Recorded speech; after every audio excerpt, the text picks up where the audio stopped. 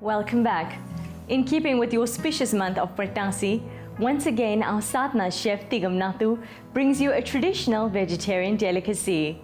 This week she makes Woorandai, one of the sacred prasadams offered to Lord Venkateshwara during the Partasi prayer.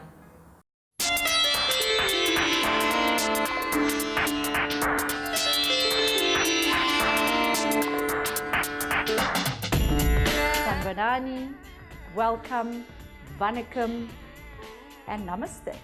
My name is Thigam Nathoo and today I am making Woorandai.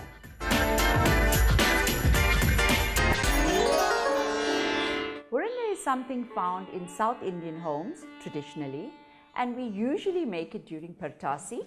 The ingredients we need for Woorandai are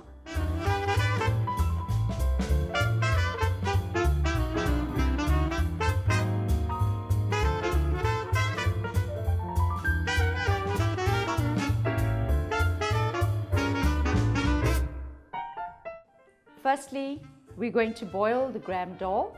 Now I've done that already because it's quite a long job.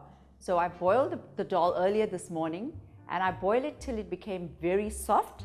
I'm now going to empty this into my bowl. And what I'm going to do now is I'm going to slightly mash this gram dal. And what will help it to mash more easily is if I add my sugar now. So I'm going to add, this was 1 cup of gram dal. I'm going to add approximately half a cup of sugar.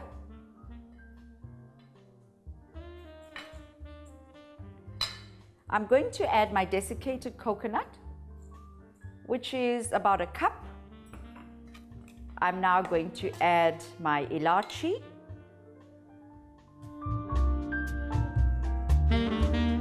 I'm going to test the mixture to see if it holds well. And just by working it with my fingers, I've managed to get a ball like that.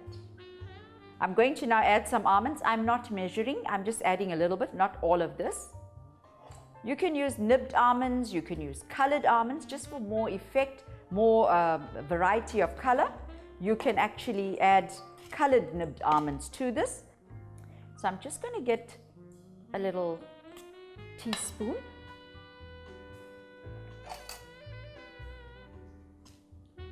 Taste just a little bit.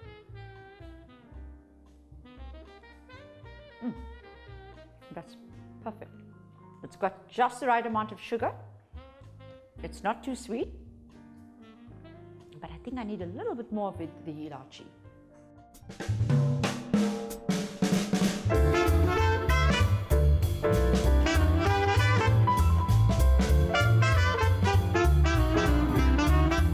I'm going to make the batter that goes around this filling.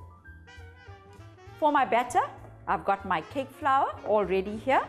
I've sieved the flour into this bowl. And what I'm going to do now is to just add a pinch of salt. We don't want it too salty, just a pinch to enhance the flavor. And I'm going to blend that salt into the flour.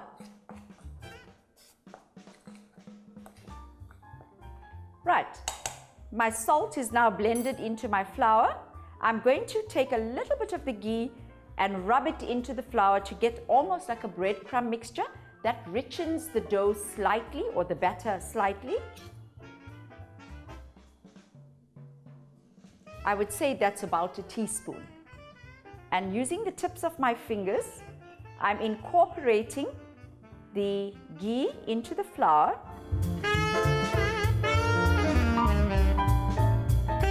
At this point, I'm going to use a whisk.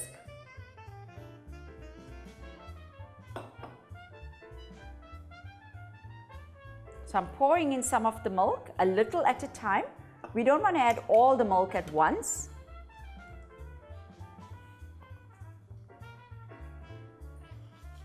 And we start whisking. I'm going to add a little more milk. So far, we've added the approximately half a cup of milk.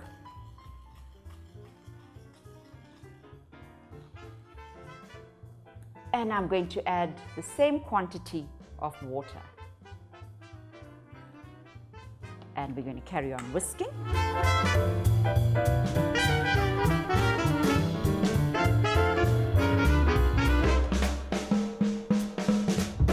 So I am going to try the first one. The beauty of this batter is if you find the batter is too thick and you try it with one of the woorandais and it's become too thick over the wooranda, you can actually add a little more water and you can make the batter a little bit thinner. Okay, we're now ready to fry. We have checked our oil, it's nice and hot. So I'm taking one of the woorandais, dipping it into my batter, making sure to cover all the batter. It's a little bit of a messy job, but it does make a difference if you have the batter covering the wooranda properly.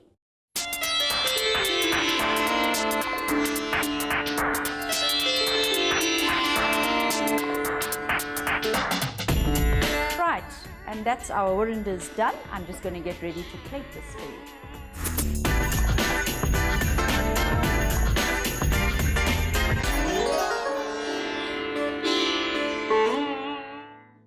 Mouth-watering indeed. We trust you have enjoyed the show today. I leave you with Swami Sivananda's inspiring words. Put your heart, mind and soul into even your smallest acts. This is the secret of success.